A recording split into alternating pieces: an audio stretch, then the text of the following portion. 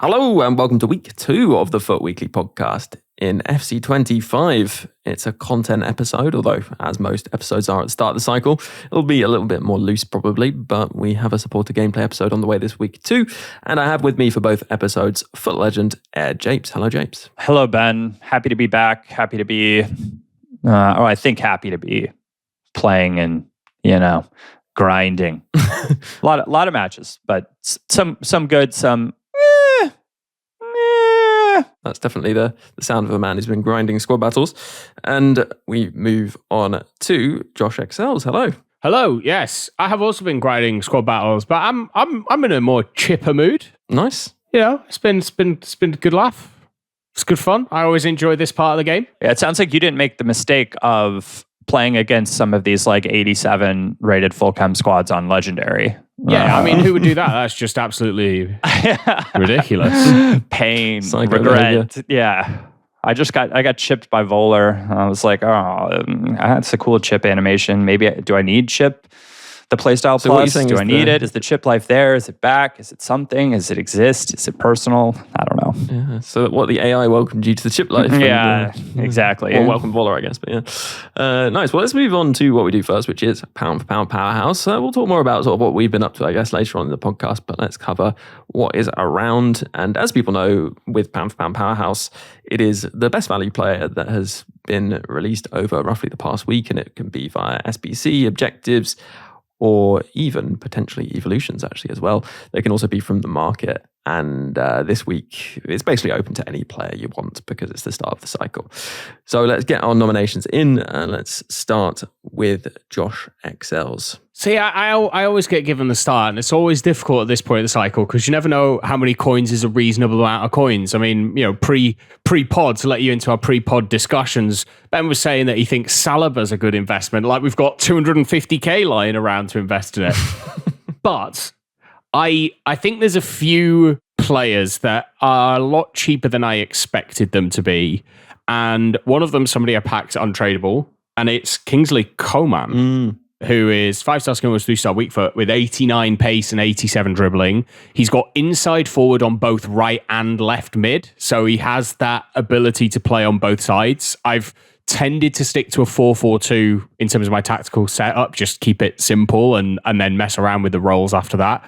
And he's just exactly like Kingsley Coman is every year, like really quick on the ball, agile, very good dribbler, and then when you ask him to pass or shoot, he is a bit hit and miss. But like for 13,000 coins, when you compare him to some of the other players who've got 5-star skill moves who play at left mid and are maybe 3 ratings lower, he is much better in my opinion. Mm-hmm. And yeah, I've enjoyed using him. I think he's right in that sweet spot price range where if he goes down, you're not going to lose too much in terms of coins. But I also think he can be quite good for links to a couple of Bayern players. I also packed Alphonso Davies and Kim Min-jae, and they make a nice little trio alongside Joshua Kimmich, who's very nice this year too. So yeah, I'm going to go with him.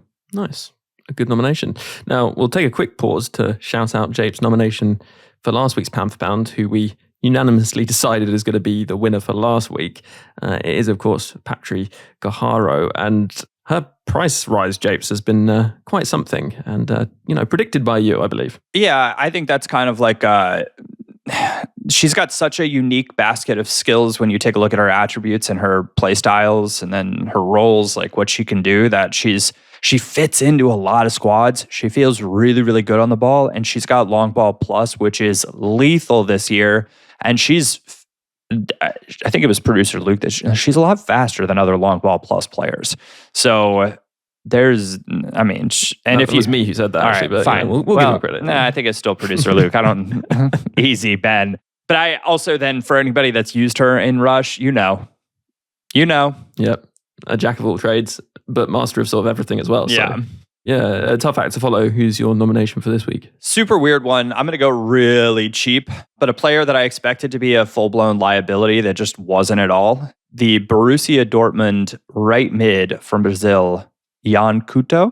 You can play him at right back. He's got wing back plus. Importantly, he's got winger plus at right mid. And I don't know, Ben, if you have looked at the number of players that have that. but it is far fewer than you would think. Especially when you're taking out or if you're looking like Bundesliga or a specific league, like there are options there, but I don't think there are as many versatile options. Like you have your like Denzel Dumfries type player, Marcus Llorente, I think probably falls into it. But for the Bundesliga, he is so nimble. He's got technical, quick step plus, and whipped. And I used him like all over the place. And he just wasn't a liability. And I found myself continuing to go back to him, and I expected not to, and he just didn't feel like he was out of place playing against top players. So for 650K, Bundesliga Brazil links, I don't hate it. Yeah, I assume 650 coins, not K there. But yeah, I'll also nominate a Bundesliga player. It is, I think, the best value SBC we've had so far. Alex Garcia, he comes in at 20k. He's got press improvement plus, which of course we really like. He's got ping pass, he's got tiki taka, he's got anticipate. His pace is decent at 80. His shooting is decent around 80. And the only maybe letdown here is his physicality being in the low 70s. But his defending is very solid, especially if you're going to boost it with something like a shadow. It gets into the mid 80s to high 80s actually on interceptions. And his dribbling, is heading up towards the 90s in most stats. And his short passing and long passing are both around 90 as well. Plus those play styles, I think he's going to be a really effective kind of buzzy midfielder. The box-to-box role he has, a box-to-box plus, is good if you want to play him a bit further forward, but he also has the deep lying playmaker plus CDM, which is nice. So I think a really well-rounded card for really quite cheap. And, if you can fit him in your team, then, he's a good option. If Grimaldo hadn't lost one of his legs during the summer and has just 74 pace, the perfect link would be quite nice, but it's maybe less appealing than it once was. I did want to shout out, though, just quickly, another player who I think maybe is a bit overpriced for pound, although I guess Rashford kind of worked last week and it's a similar thing. In fact, it's another Manchester United striker, but this time a women's striker, Brazilian. It's Geyse, who through the intro to stat limits and the Ultimate Edition evolution just looks pretty ridiculous, to be honest. Probably one of the best strikers you'll get for, 8K or something.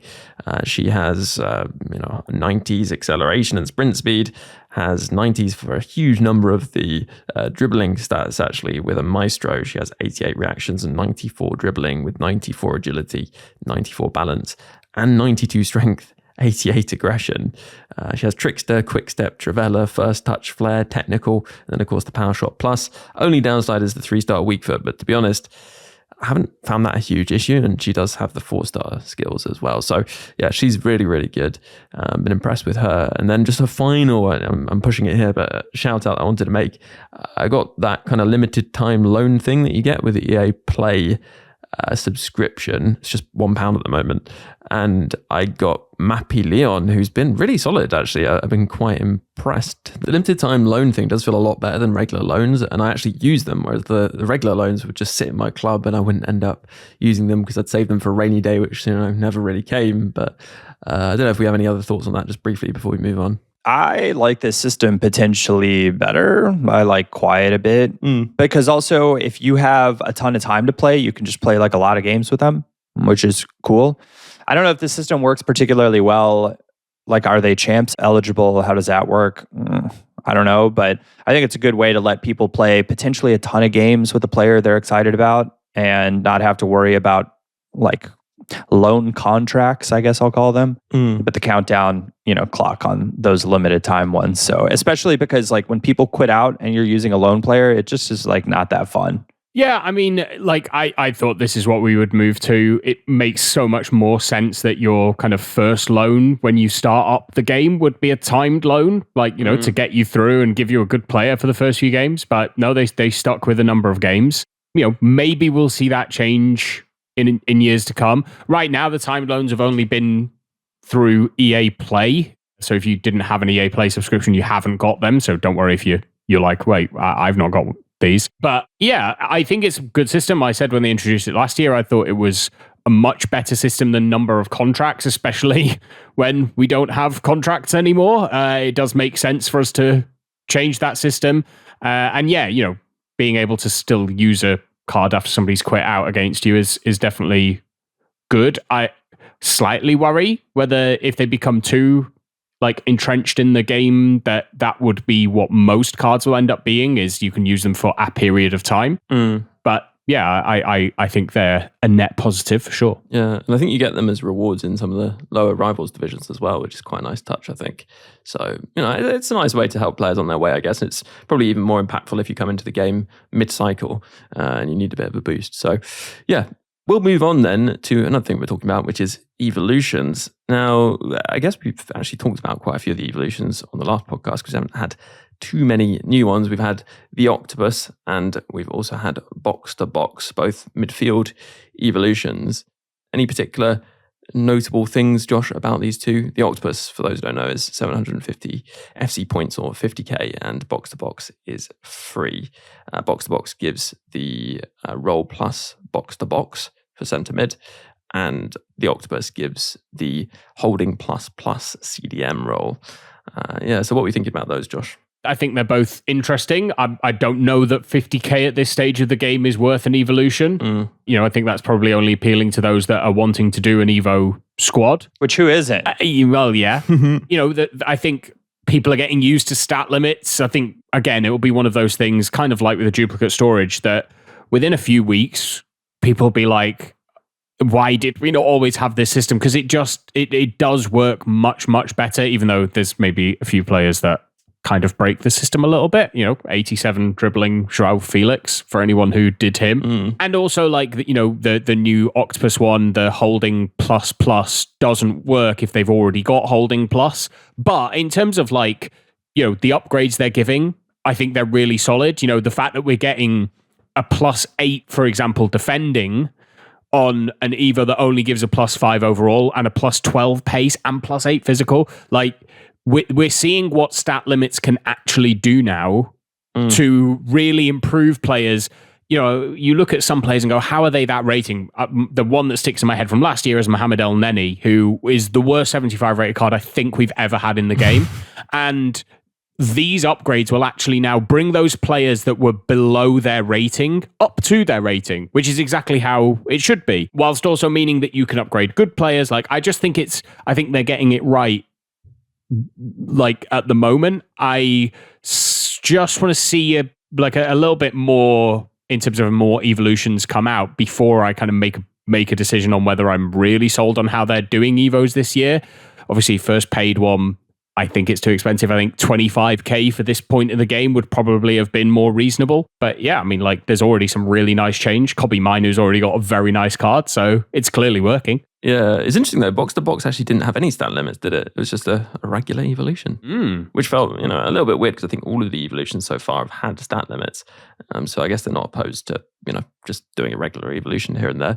Have you done any of these, 𝗲𝘗𝑝s, at all? I'm working on finishing up Box to Box right now. I'm doing 𝗵𝘃𝑚 from Bayern. So no surprise, we're going down the Bundesliga route. He's already really pretty good. He's got base tiki-taka and base 81 short pass, 80 long pass. So he like really doesn't feel as out of place as I was expecting him to. So I'm debating whether or not I want to put him through the Octopus. I feel like I'm most excited usually about my Evo players. So like maybe I don't think it would feel too bad. I also feel like 50k in a couple weeks is going to feel like nothing and probably something I do anyway. I'm not really trading. So like, why not play with a better player? I agree. I just don't know how good that card's going to be in a couple of weeks. That's my worry. What I'm saying is I'll probably use him anyway. Yeah. When I've looked at a lot of the gold cards, I'm not like, ooh, yeah, I want to go out and buy this card. Which maybe it's just like the kind of like overall vibe I'm feeling this year. Then I did, I think I talked about it, 𝘱𝑒𝑠𝑐O for the stat limit and the striker one, and then 𝘃𝑗𝑡𝑟𝑜iDA, who is really good. Like really, really good for the false bet. I'm not sure about him. Well, I was not sure about him because I was like, is he exactly who I would have wanted for the false back? Like, maybe not there. But I will say now, having used him, he's like very fine as a false back, and he's like great as a center back. He's just really, really versatile. And now I have a player that I can do a lot of things with tactically, which is something that I think is important this year. So I don't regret that at all. Yeah. And actually, I did want to point out, Josh mentioned it briefly, there seems to be a bug at the moment where if the evolution is giving a ++ role, if the player already has that same role as a plus, it is not upgrading it to a ++, it's just keeping it as a plus. So Pavlovich would be a problem. Yeah, so that's a bug definitely. I think it'll probably be fixed, especially as people are paying money for these evolutions or that particular evolution. But just a warning at the moment, I guess, that you will end up with a plus, not a ++ if they already have the plus. Apart from that, Josh, in terms of this new system, what would you say people should be looking out for when picking evolution players? I mean, obviously players you care about, that is important. But if we're talking about pure getting good upgrades on the player moving forward, are the things to look out for? Really difficult to say because, like, obviously right now we don't know what the progression's going to be like in terms of what evolutions will look like going forward. But I would say the thing I would really look out for is stat distribution, especially in dribbling. If a player has got really bad reactions and composure compared to the rest of their dribbling stats, they will never recover to have good reactions and composure unless we get a specific Evo that boosts reactions and composure. And we may get that, but I wouldn't rely on it. And so I think the main thing to look at is like pick players who've already got stats in the areas that are important to you and then go for them. And then also make the most of the roles that are being given in these Evos. Like, people should have, and this will get us onto a discussion, I'm sure, about the whole FCIQ system and how roles are working. But you should have a way you want to play and have the roles that will help you do that.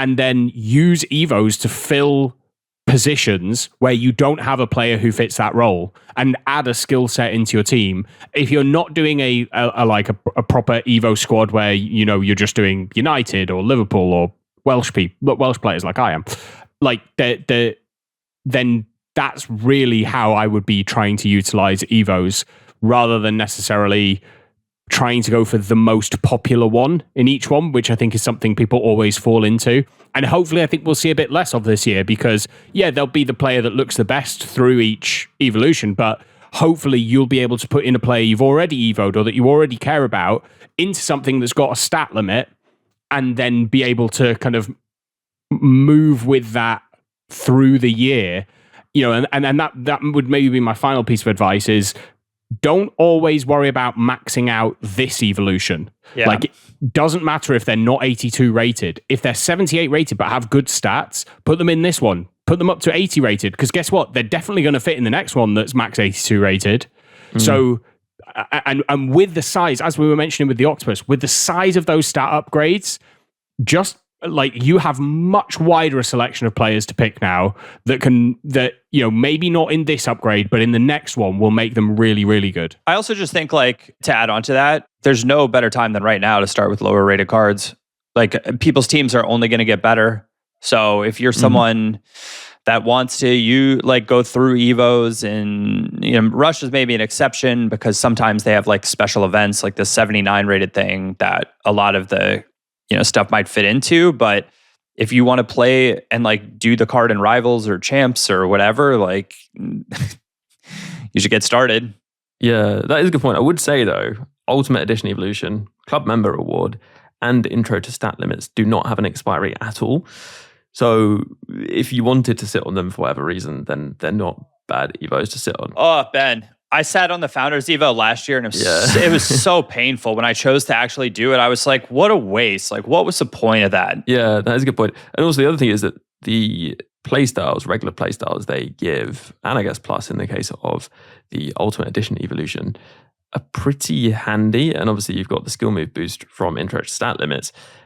So I don't think you'll necessarily regret applying those playstyles to a player, because just bear in mind, Josh, pretty much all the evolutions we've had have had a max playstyle limit, right? So you do need to be a bit careful about applying sort of useless playstyles to your player. Yes and no, because I do think they have the ability to put a max playstyle limit on and so therefore you just wouldn't gain playstyles. Yeah, but that might mean you don't gain a more useful playstyle that you could have done, right? But how long are you waiting for to get the Evo to give you the playstyle that you want? I think is kind of like, it's one where you can wait, but the moment you're relying on a specific Evo or a specific playstyle to be involved in an Evo that then needs to definitely fit the player you're using, like I think if there's a good option, go for it. Don't worry about playstyles too much. Obviously, like playstyle pluses, yeah, absolutely. Care about those. You don't want too many playstyles, completely agree.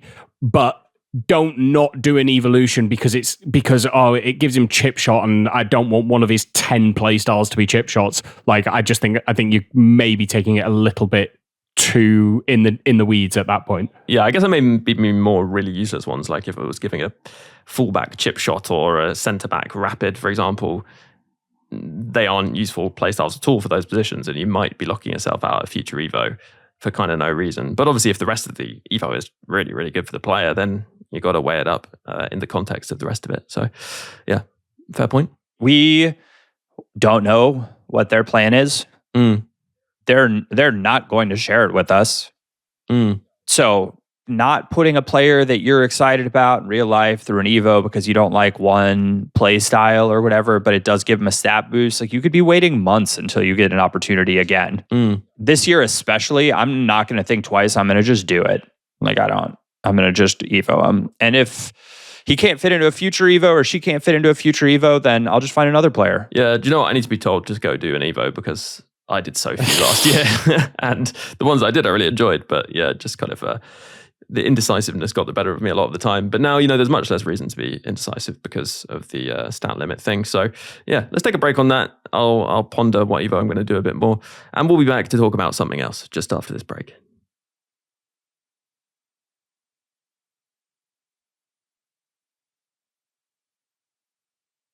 Hello, welcome back. Yeah, maybe the reason I don't do them is because I spend so much time looking at evolutions on foot.gg for both work reasons and just, seeing what's available. And, it is still a fantastic place to go check out your potential evolutions. And the Evo Lab has reopened for 𝘵𝚽𝗻𝘀. So if you want to save your evolutions there, you'll see what upgrades they can get in the future, which is very handy. Right, let's get into some other topics.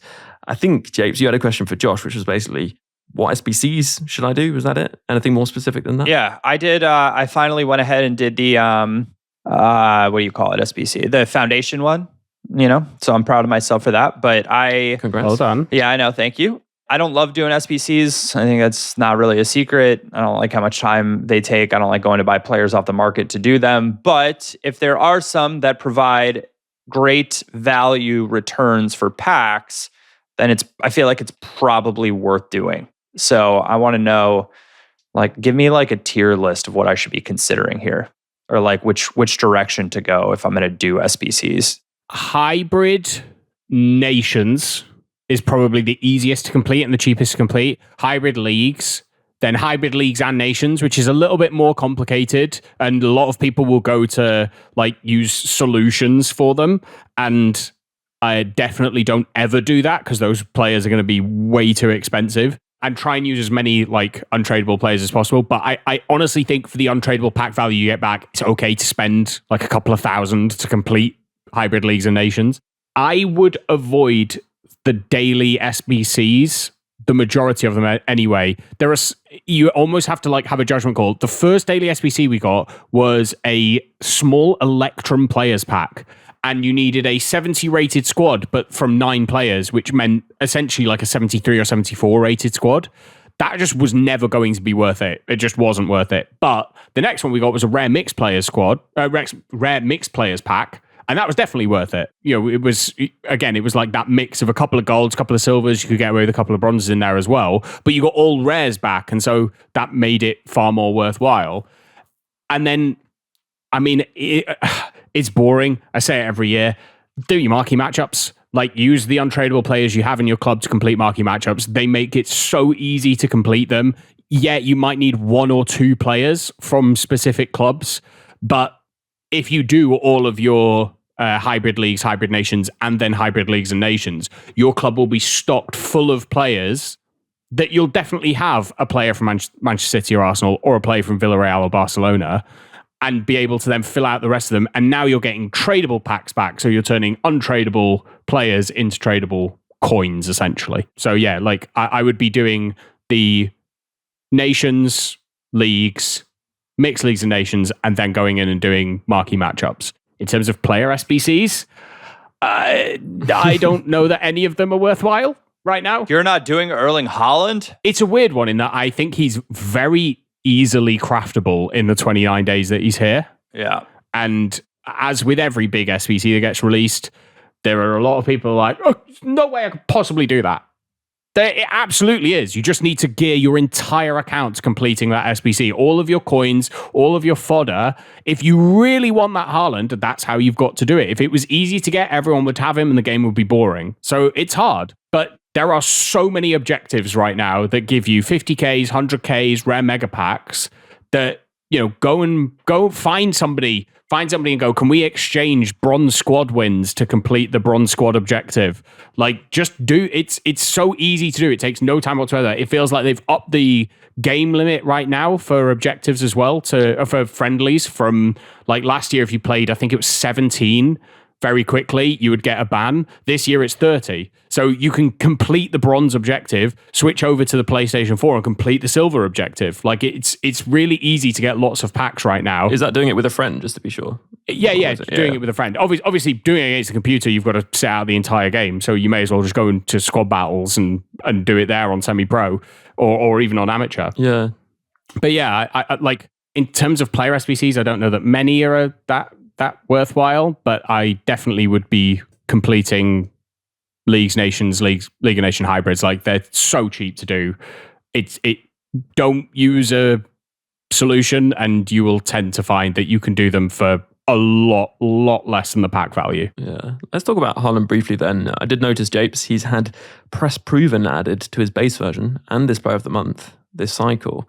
Oh. So if you are, happy with a 3-star player, which I personally am definitely not happy, especially if they're from Man City, but I guess that kind of makes him more usable, right? And he's good. He's obviously a good player, though. Yeah, I think he's got to be. I mean, he's like poacher plus, so that movement's probably elite. And once he does get in behind, like, I think most center backs at this game are going to have a bit of a hard time dealing with that. But you obviously have to be able to get him in behind first. So, take that into consideration. I don't know. I think he's probably good. Like, I like using big strikers. I just like, then you have to surround him with other Premier League player. I don't know. It's like, I think for me, it's like, is that Player of the Month like that huge of an upgrade over the gold to where I'm going to invest all of that untradeable action or whatever into it? I don't know. Like, I'm taking tradable packs this year, Ben. So SBCs like Haaland are really a different calculation. There's an interesting point in there about, like, it's not that much of an upgrade over the gold. So now change that design from Player of the Month to gold.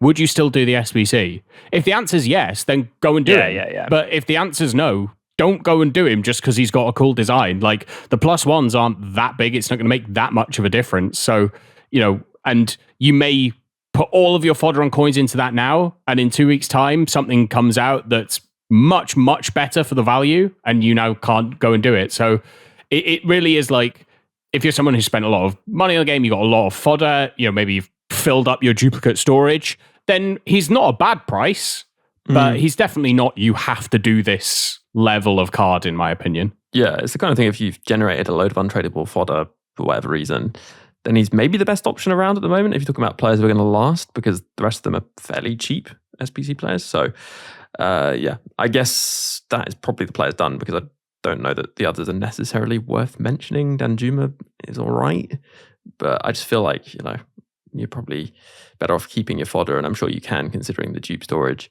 at the moment. I like just quickly, I do think you'll be able to complete somebody like Fran Navarro in a week or so's time just with your duplicate untradables. And I think that's the kind of player that it's okay to, put an 82 rated squad and 84 rated squad into. You get some tradables back. You get what is quite a good card. Like, I don't know if anyone's actually looked at that card. That distribution is crazy.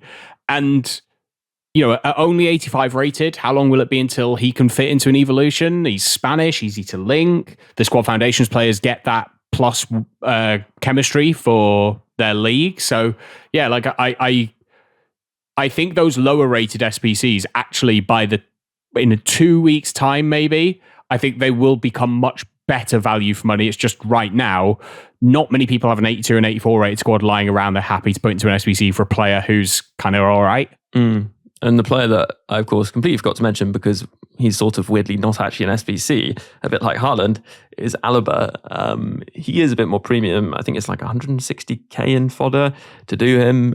He looks good, but I feel like there hasn't been that much hype around him. His only plus role at all is false back, left back plus. He has the centre mid and CDM positions. He doesn't have centre back at all. He's not that quick, I guess.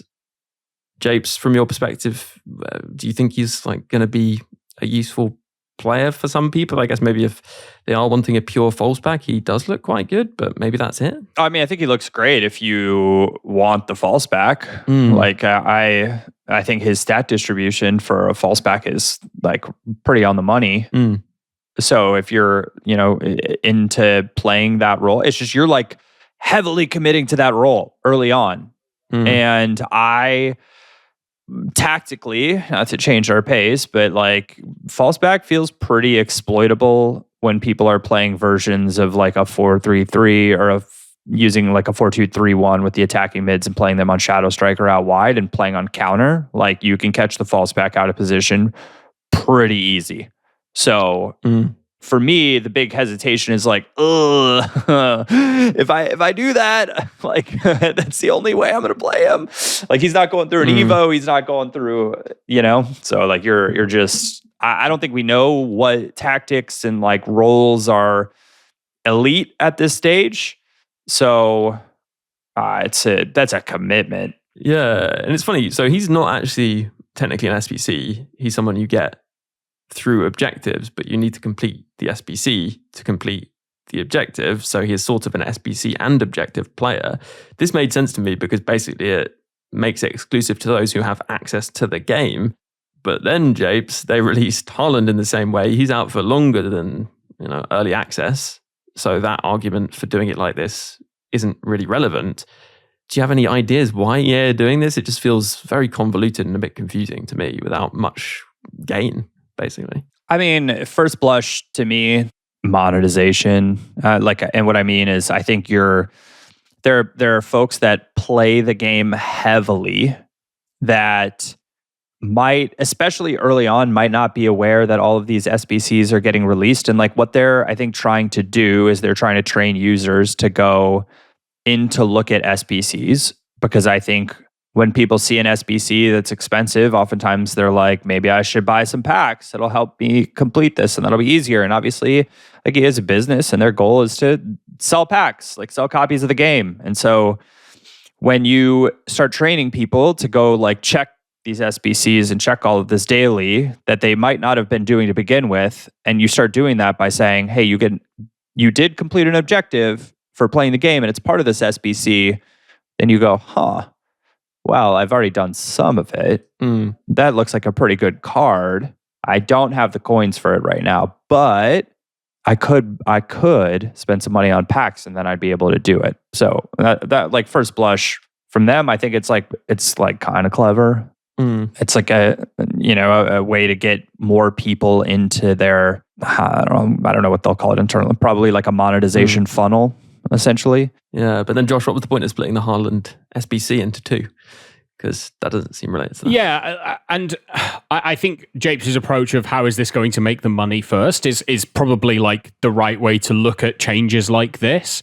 But it also just could be that they don't want to have more than 4 tabs on a player, because it's not always obvious if you go into a player that there's more kind of SBCs to complete below the initial 4 that you see. So maybe this is their way of splitting it out. There's also quite nice packs back. Like the packs for individual squads aren't brilliant, but I think it's 2 rare mega packs tradable for completing Haaland. I mean, the first one is only 110k, I think, to complete that first section. that's not actually all that bad, especially if you've got quite a lot of fodder in your club. Like, you can turn that into a tradable rare mega pack. That's not too awful. My only counter to what 𝗲𝗍𝗃 said is, if they're going to do this and their hope is that, you go, well, I've already completed, some of it, I may as well try and complete the rest of it. I would want probably a full objective and then the SBC, so that, like, if you don't want to do it, you can earn packs and, like, complete some of the SBC. But then if you go, well, I'm 4 out of 5, I may as well go and do the SBCs, I think that would maybe even be more impactful than, well, I've played one game, I've not actually earned it, kind of thing. Well, yeah, I think, just to go back, I think they're training it. Like, I think they're like, if anything, they're introducing the idea. And I think there's a couple, the other potential reason, Ben, that I mentioned before too, not on this podcast, but while we were talking pre-show, I think when it comes to big, like, icon SBCs too, the ability to kind of break them up this way, all of a sudden is like, you can show that, I'm not going to say Ronaldinho because they're not going to do Ronaldinho early, but but we'll use Ronaldinho as an example, that a Ronaldinho SBC is released, but to keep the power curve in check, much like the season pass, they could release it in parts so that you do the SBC and you're not like, because I think one of the complaints that they get from people is, if I'd known that was coming, I would have saved my fodder for it.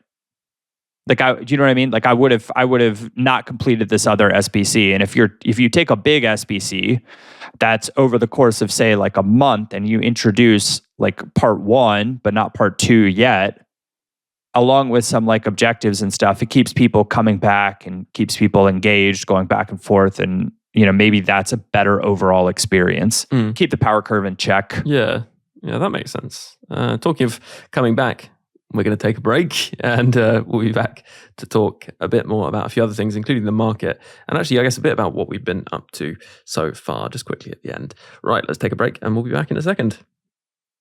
Hello, listeners and supporters. An exciting announcement. There is a 36,000 𝘵ci point giveaway going on Patreon, and it's not too late to join. So if you're not yet a supporter, it's a really good time to support. And once you become a supporter, and if you are a supporter, then do enter the giveaway via the post on Patreon. If you join on the gold or icon tiers, or if you're already on the gold or icon tiers, you'll also get access to Discord and the Rush matchmaking area of it. There you can find teammates, fellow listeners, supporters of the podcast, and guests, in fact, to play Rush with. And yeah, it's a lot of fun. Looking forward to plenty more matches over there. So if you haven't yet become a supporter, perhaps consider the gold or icon tiers, and you can, of course, upgrade at any time if you would like to. If you would like to support, and if you do, that's hugely appreciated, then head over and search Support for Weekly and follow the link to Patreon. Thank you very much for listening, and let's jump back into the pod. Hello, welcome back after the break. Right, let's talk about market and what is expected ahead. We have, I guess, full release on Friday, and then the following Friday we have the first champs, and that is going to lead to some market movements, but the overall trajectory, especially for meta players, tends to just be kind of upwards towards that champs period, with some kind of dips and rises on the way, especially when we're looking at rewards times like Sunday squad battles rewards and Thursday's rivals rewards, and then people getting on the game on Friday will lead to a bit of an injection of coins and players, and then we'll have squad battles rewards again, and then we'll have rivals rewards again, and then it'll be champs. So, Josh, is there anything particularly to look out for, both in terms of maybe players kind of rising significantly or dropping down significantly too? And is there any kind of advice you'd like to give people, with the caveat, of course, that you should have fun, and even at this early stage, and while the early game can seem very important, you will just gain coins as time goes on, and don't worry about it too much. Yeah, I think there are a few things to be wary of. Evolution bumped players. So although I did recommend him last week, Marcus Rashford won't stay at 33,000 unless another evolution comes along to keep his price that high, because as more people complete those evos and submit players into those evos, the demand will drop. The other thing that happens with that is that if you want to buy a Marcus Rashford, you then make him untradeable, so the supply has been decreased while the demand is still there. So as that stock gets replenished and people aren't putting him into an evolution, his pricing going to come down. That's the same for all of those cards. Those like low-rated cards that are decent in the early game, Timo Werner, for example, I think is still holding in the mid 3Ks. They will drop. They don't really have room to grow. But those, as you say, those kind of big players, the mid to top tier players will just continue to rise and rise as people's coins totals grow as well.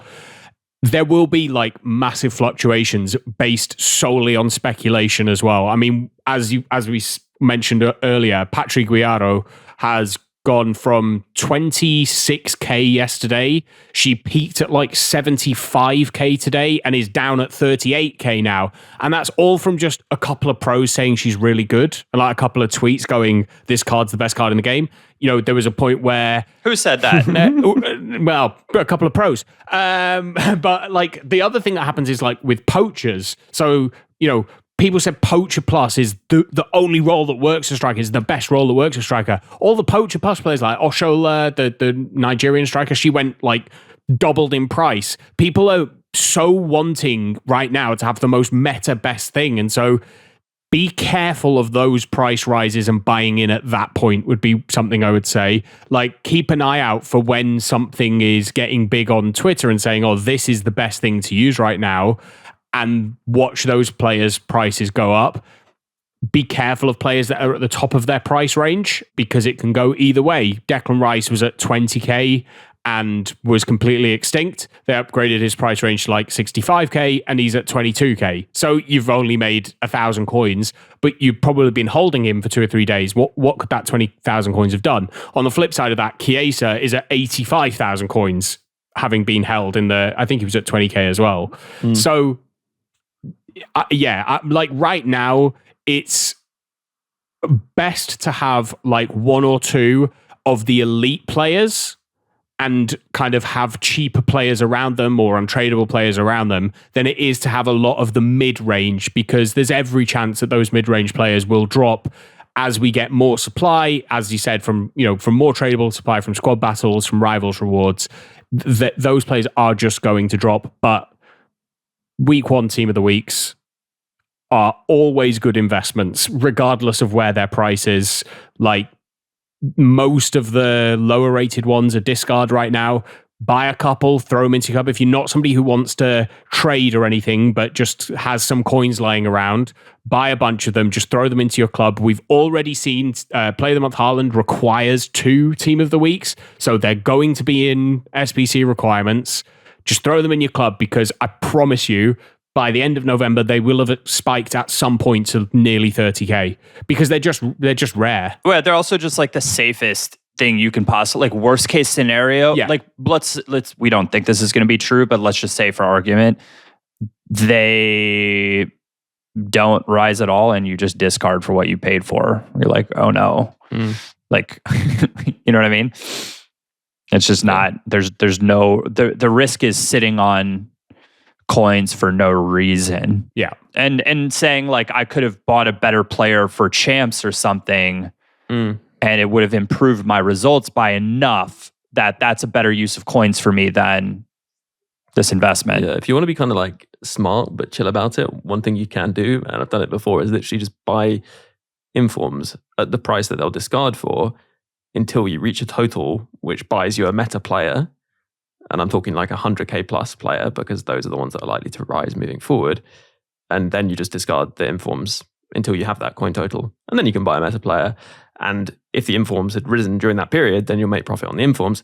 If not, you've bought a player who's going to rise into the first champs. So I guess, yeah, you can kind of combine the two things and it can work quite nicely. Or you can just sit on the informs and at some point, they'll go up. Anything else market related we want to add before we move on? Yeah, I think there's just a slightly wider point to what Jape said there, which is club stocking. Like, it is always worth doing, just having lots of tradable players in your club.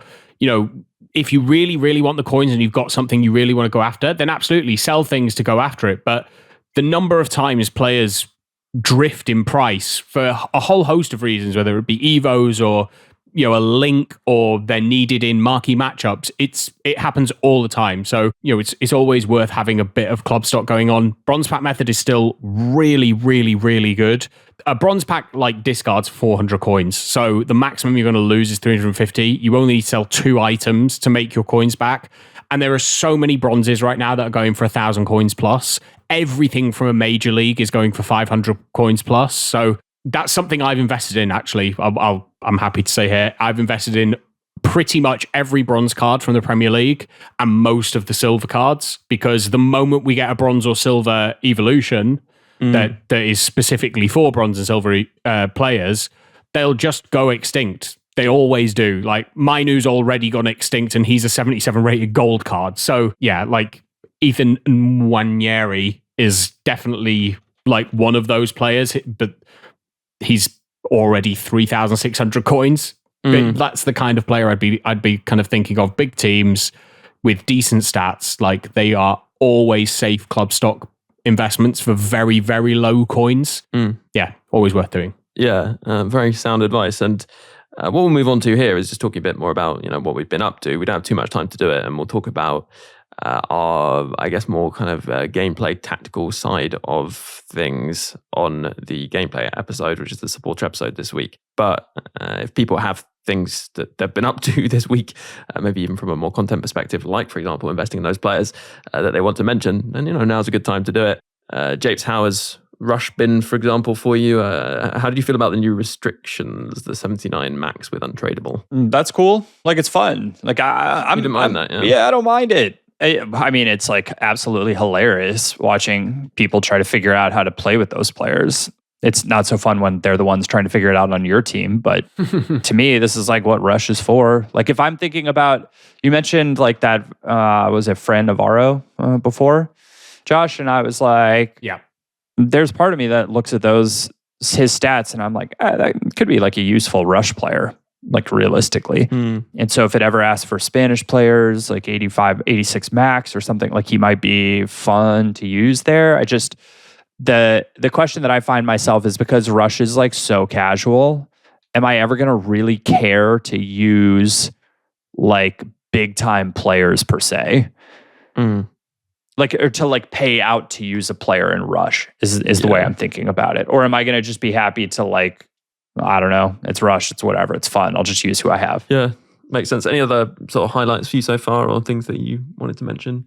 Non-gameplay, I guess, strictly. Yeah, I should also note that I this year I decided to go no spend for a first time in a long time. It's just because I felt one of us. Well, yeah, I just felt there's too many, and I don't really do investing so much anymore. I'm gonna just take tradable packs and kind of see how it plays out for me this year. But my squad, I mean, I use the 4,800 points, so I guess it's not nothing from early access, but I've packed a few good players and been able to purchase some players early. I packed Leroy Sané, Declan Rice, Jonathan Tah, Beth Mead, but they don't all really fit what I'm doing.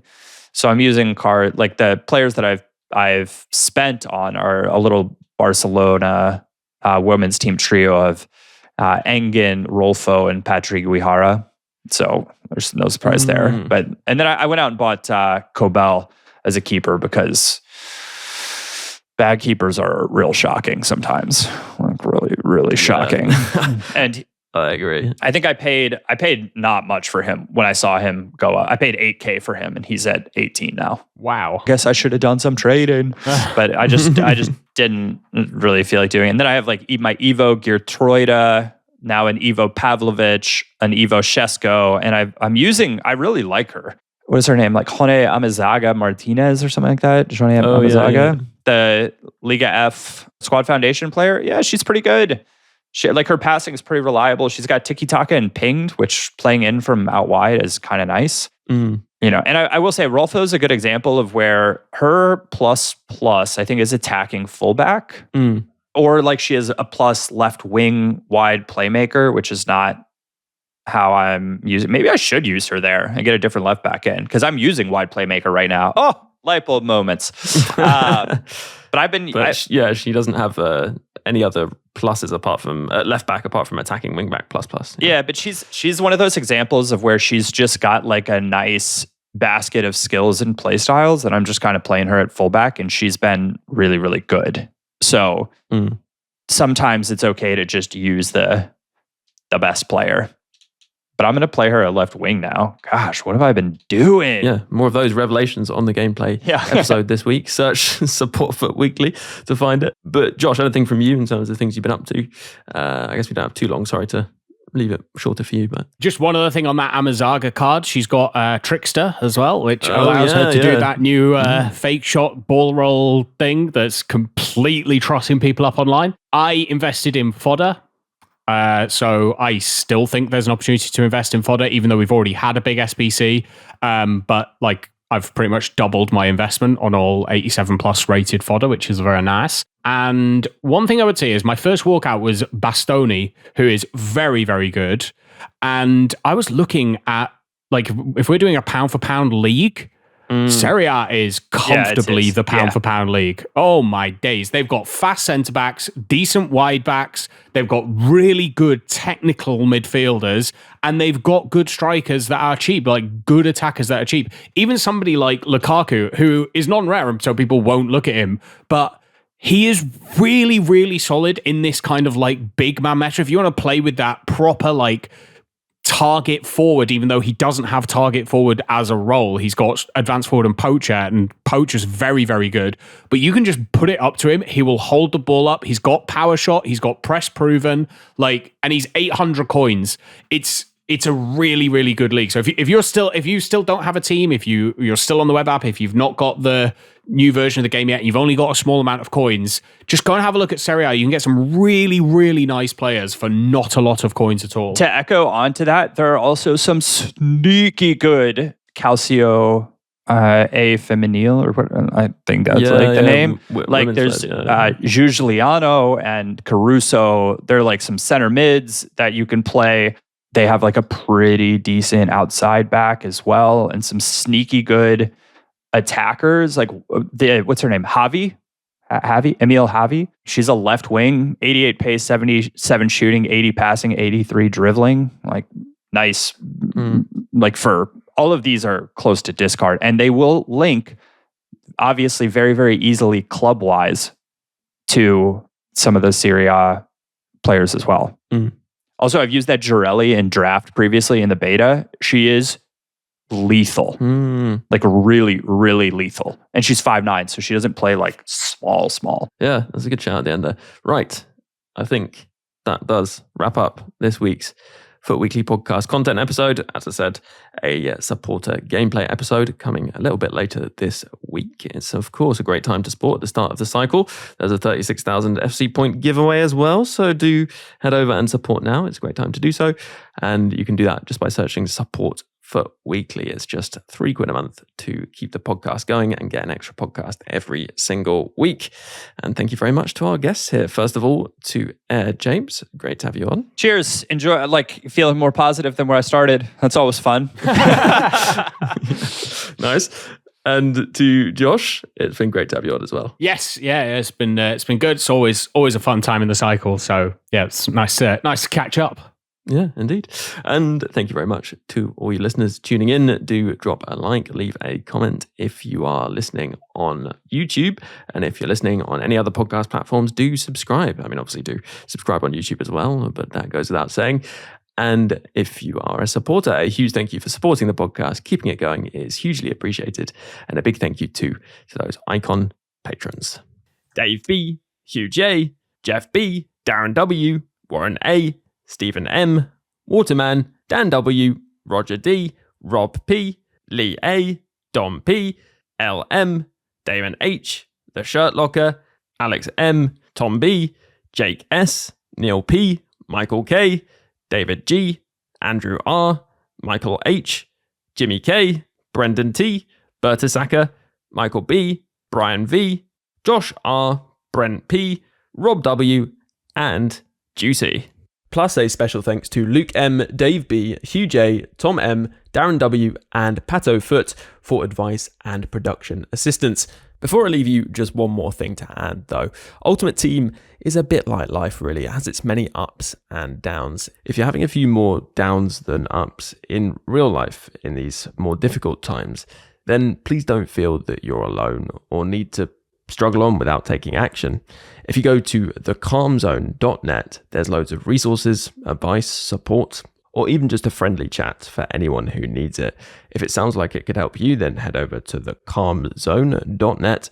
And for now, have a good one, and I'll catch you on the next podcast.